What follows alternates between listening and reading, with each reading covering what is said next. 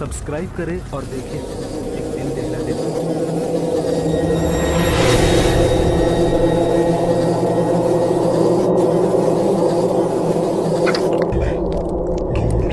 की रोशनी छाई हुई थी, पर कमरे के बीचों बीच उस पोस्टमार्टम टेबल के ऊपर जलती ट्यूब की तेज रोशनी टेबल के ऊपर रखी लाश पर पड़ रही थी।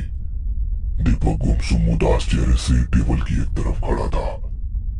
चेहरे से ही लग रहा था कि उसके दिल में किसी अनजान चीज का अजीब सा डर, अजीब सा खौफ बसा हुआ है। पोस्टमार्टम का दूसरी ओर विनय सर खड़े थे और एक और दीपक। सर, विनय सर ने सफ़ेद कपड़े में लाश को लपटा हुआ और पोस्टमार्टम का वहीं पर रखे हुए थे। दीपक देख रहा था, तभी दीपक हिचकिचाते हुए बोलते हैं, सर पता नहीं, पर कुछ दिनों से अजीब सा महसूस हो रहा है। ऐसा लगता है जैसे कोई मुझ पर नजर गड़ाए हुए है। मेरे आसपास काले अंधेरे में कोई छुप कर बैठा है जो मुझे 24 घंटे घूरता रहता है। दीपक, तुम्हें किसी अच्छे डॉक्टर को दिखाना चाहिए। सर को आपकी बात सुनकर दीपक ने उदासी भरी नजरों से उनकी तरफ देखते हुए कहा, सर, मैंने डॉक्टर से बात की, पर वो कहते हैं कि मुझे हेल्यूसिनेशन हो रहा है। ये सब मेरा वहम है। सर, ऐसा लगता है जैसे कोई मेरे शरीर के भीतर है, जो धीरे धीरे मेरा शरीर अंदर से कुरेद रहा है। मतलब क्या कहना चाहते हो? विनय सर गंभीरता होते हुए दीपक से पूछा और दीपक गंभीरता से जवाब दिया, सर, आपने लीच देखी है जो आमतौर पर किसी बरसाती झरने के पास बहते पानी या कीचड़ में पाई जाती है। जब वो लीच हमारे शरीर पर चिपक जाती है तो हमें महसूस नहीं होता, पर वो हमारा खून लगातार पीती रहती है और हमें दर्द ना हो इसलिए वो हमारे शरीर के उस हिस्से को एक अजीब सा एनेस्थीसिया देती है। बिल्कुल वैसे ही कोई मेरा शरीर अंदर से कुरेद रहा है, पर मुझे दर्द नहीं हो रहा। दीपक की अजीब सा बात सुनकर विनय सर ने कहा, दीपक, काम के बढ़ते बोझ के कारण तुम्हारा दिमाग काफी थक गया है। तुम ऐसा करो, कुछ दिन के लिए छुट्टी ले लो।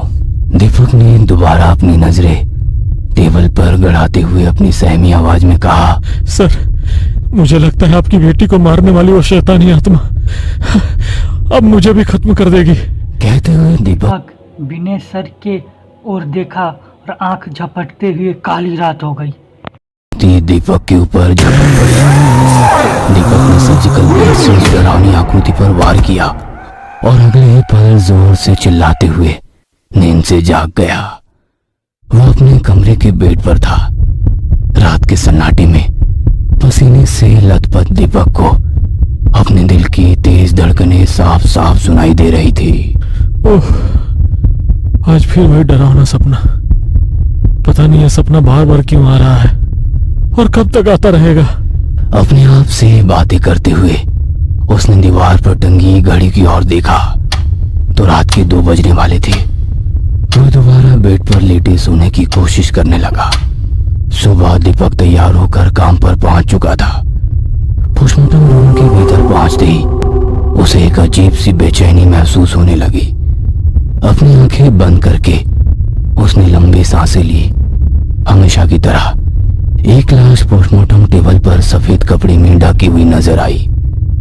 कमरे के भीतर आते ही उसने लाइट शुरू कर दी है। बाहर जोरों की बारिश हो रही थी। उस कमरे के भीतर फैले खौफनाक सन्नाटे को चीरती बरसात बूंदों की तेज आवाज उसके दिल में खौफ पैदा कर रहा था। अब दीपक को पोस्टमार्टम के काम से डर लग रहा था, पर घर चलाने के लिए नौकरी तो करनी ही पड़ेगी। पोस्टमार्टम का ड्रेस चढ़ाकर वो टेबल पर रखी लाश के नजदीक आया।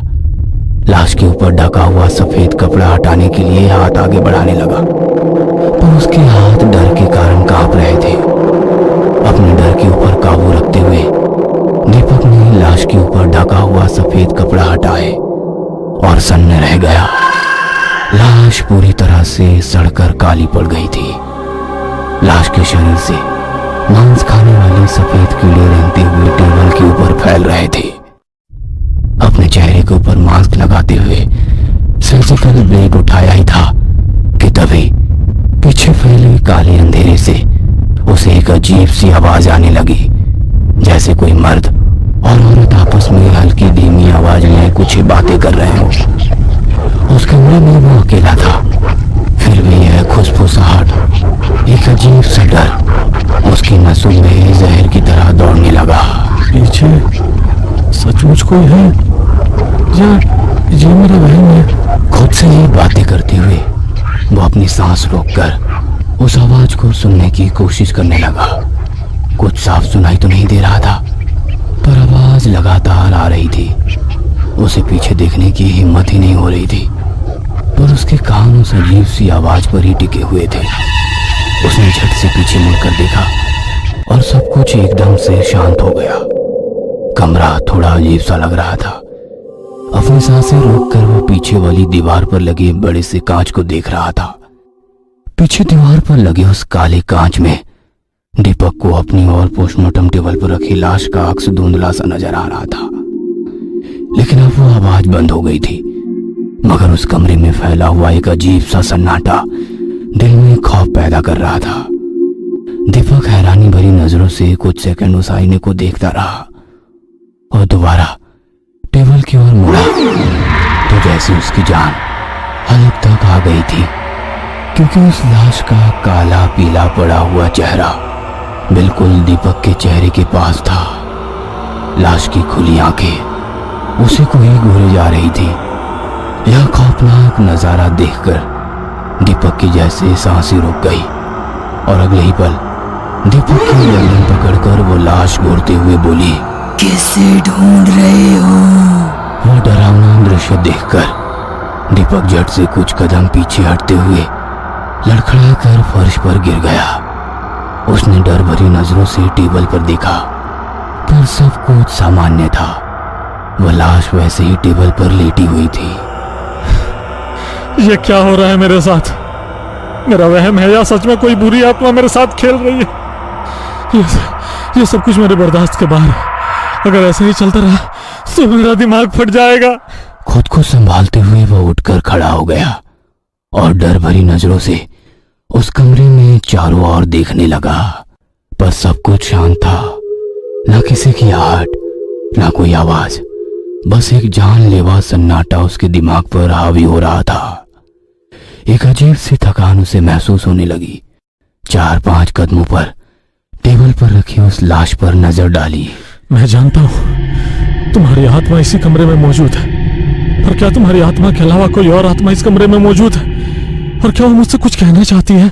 दीपक कुछ सेकंड तक उस लाश के चेहरे को ही निहारता रहा।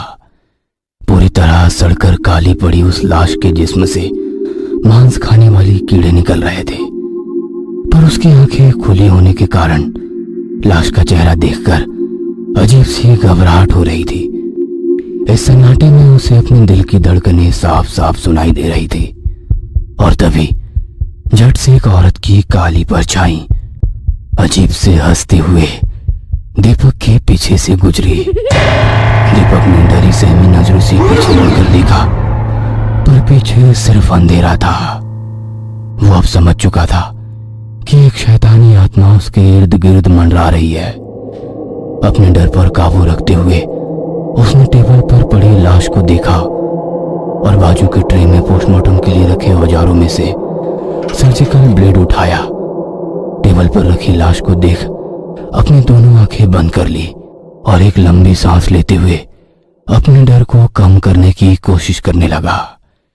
लेकिन फिर एक बार उसे वही हल्की और फुसफुसाहट सुनाई दी, पर उस आवाज को नजरअंदाज करते हुए उसने आंखें खोली और लाश को देखते हुए अपने हाथ में पकड़ा सर्जिकल ब्लेड धीरे से लाश की गर्दन में घुसाया। लाश के शरीर को चीरते हुए ब्लेड पेट तक ले गया।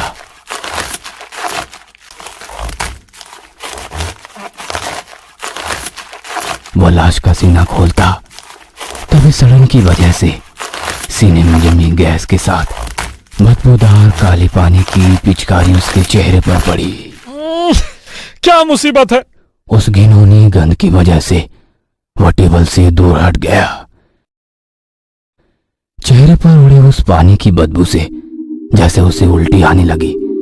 दीपक को भी पता था कि पोस्टमार्टम करते वक्त ऐसी घटना आम होती है, पर लाश के शरीर से निकलने वाला ऐसा पानी जानलेवा भी हो सकता है। इसलिए बिना वक्त गवाए दीपक उसी कमरे के एक कोने में बने वॉश बेसिन के पास गया। आईने में अपना चेहरा देखा तो एक तरफ काला गंदा चिपचिपा पानी चेहरे पर लगा था। नल शुरू करते हुए पानी से चेहरा साफ करने लगा। पानी से चेहरा साफ तो हो गया, पर उस बदबू की वजह से अभी भी घुटन हो रही थी। पल भर अपना गीला चेहरा आईने में देखते हुए हाथ पर साबुन लगाकर चेहरे के उस हिस्से पर मलने लगा जहां पर चिपचिपा पानी लगा था। धीरे धीरे उसने पूरे चेहरे पर साबुन लगाया। चेहरे पर लगा साबुन साफ करने के लिए उसने नल शुरू किया, पर नल में पानी ही नहीं आ रहा था। उसने 2-3 बार नल बंद शुरू किया, पर पानी ही नहीं था। और तभी धप से जमीन पर कुछ गिरने की आवाज आई। उस आवाज से दीपक एकदम से चौंक गया। धीरे से अपनी आंखें खोलते हुए उसने पोस्टमार्टम टेबल की ओर देखा और सन्न रह गया, क्योंकि वह लाश पोस्टमार्टम टेबल पर नहीं थी। दीपक के पैरों के नीचे से जमीन सरक गई कि तभी पोस्टमार्टम टेबल पर लगी लाइट चर चर आवाज करते हुए बंद चालू होने लगी। वो कुछ समझ पाता कि अगले ही पल आंखों में साबुन जाने की वजह से आंखों में जलन हुई, जिससे झट से उसने अपनी आंखें बंद कर ली। दिल में अजीब सी घबराहट होने लगी, धड़कनें तेज हो गई। डर के मारे वो दोबारा नल शुरू करने लगा, पर कोई फायदा नहीं था और एक अजीब सी आवाज ने उसे हिलाकर रख दिया। साबुन से होने वाली जलन की वजह से आंखें बंद थी, पर कानों से वो आवाज को सुनने लगा। आवाज जैसे कोई इंसान दर्द से करा रहा था। आवाज तो आ रही थी, पर आवाज कहां से आ रही थी ये समझ में नहीं आ रहा था। अपनी सांसें रोककर वो अपनी आजू बाजू से आने वाली हर आवाज को गौर से सुनने की कोशिश करने लगा, और इस गहरे जानलेवा सन्नाटे से दोबारा वही कहराने की आवाज आई, पर इस बार जमीन पर घसीटने की आवाज भी थी। जैसे आसपास फैले काले अंधेरे में से कोई जमीन पर रेंगता हुआ उसकी तरफ आ रहा हो। डर के मारे दीपक की धड़कनें तेज हो गई। जैसे तैसे उसने आंखें खोली और सामने का वो डरावना दृश्य देखकर धड़कनें उसकी रुक गई, क्योंकि जिस लाश का वो पोस्टमार्टम कर रहा था वही लाश जमीन पर पड़ी थी और दीपक को देखते हुए धीरे धीरे रेंगते दीपक की ओर आ रही थी। लाइट बंद चालू होने के कारण वो दृश्य और भी ज्यादा डरावना लग रहा था, पर तभी साबुन से जलन की वजह से उसे अपनी आंखें बंद करनी पड़ी। डर के कारण उसने 2-3 बार पानी के नल पर गुस्से से हाथ मारा, पर पानी नहीं आ रहा था। उसने शर्ट के कॉलर से अपना चेहरा साफ किया और खौफ भरी नजरों से दाईं तरफ देखा, पर वहां कोई नहीं था। दोबारा उस कमरे में एक गहरा सन्नाटा छाया हुआ था। आवाज थी तो केवल डर के कारण दीपक की तेज चलने वाली सांसों की, जैसे किसी अस्थमा के मरीज की तरह हाँफ रहा था। वो अपने आप को संभालते हुए उस कमरे में अपनी नजरें घुमाते हुए पोस्टमार्टम टेबल की तरफ बढ़ने लगा। लाश टेबल से गायब थी।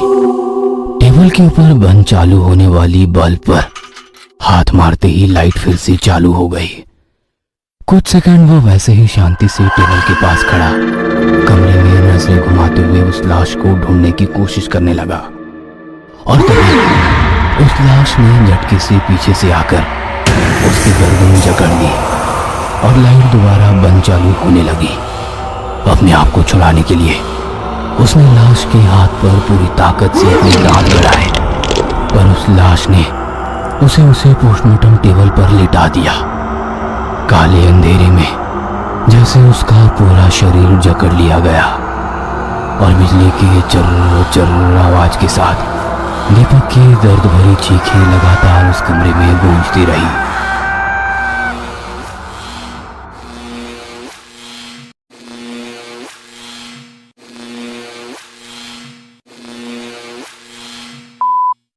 सर, पिछले 2 महीने से ये 10वीं बार हुआ है। आप मानो या ना मानो, पर उसके साथ कुछ तो अजीब हो रहा है। मतलब? दीपक को जिस कमरे में रखा गया है, क्या आप जानते हैं इससे पहले उस कमरे में कौन एडमिट था? मतलब? सिमरन नाम की लड़की। जो शहर के मशहूर सर्जन डॉक्टर सावंत की बेटी थी और जो आपके हिसाब से पागल हो गई थी। तो उस बात से इसका क्या कनेक्शन? सर, सिमरन ने भी इलाज के दौरान एक नर्स का हाथ काट लिया था। आज दीपक ने भी भूत समझकर हमारे कर्मचारी पर हमला किया और उसका हाथ काट लिया। मतलब 2 महीने पहले दीपक ने पोस्टमार्टम करते वक्त सावंत साहब पर सर्जिकल ब्लेड से हमला किया था, जिससे उनकी मौत हो गई थी। तुम कहना क्या चाहते हो? मैं यही कहना चाहता हूँ साहब, ये शरीर दीपक का है, पर इसमें दीपक की आत्मा नहीं बल्कि एक शैतानी आत्मा है। शायद तुम पागल हो गए हो। ये दीपक ही है जो हेल्यूसिनेशन से बीमार है। और बेड पर पड़ा दीपक होश में आने लगा। डॉक्टर ने उससे पूछा, तुम्हारा नाम? सर, दीपक। उम्र? 29 साल। काम क्या करते हो? सरकारी अस्पताल में पोस्टमार्टम का काम करता हूँ। डॉक्टर ने उस कर्मचारी की ओर देखते हुए कहा। दिखा, इसने सारी जानकारी सही बताई। कहकर डॉक्टर कमरे से बाहर जाने लगे। तभी दीपक के बेड के पास खड़ा वो कर्मचारी बोला, सर, वो दीपक नहीं बल्कि दीपक के शरीर में मौजूद शैतानी आत्मा बोल रही है, जिसे आप सच मान रहे हैं। अगर दीपक के शरीर में शैतानी आत्मा है तो दीपक की आत्मा कहाँ है, बताओ मुझे। कहकर उन्होंने पीछे मुड़कर देखा और सन्न रह गए, क्योंकि उस कमरे में सिर्फ दीपक ही अकेला बेड पर लेटा हुआ था। मगर जिसके साथ इतनी देर से वह बातें कर रहे थे, वह कर्मचारी कहीं भी नजर नहीं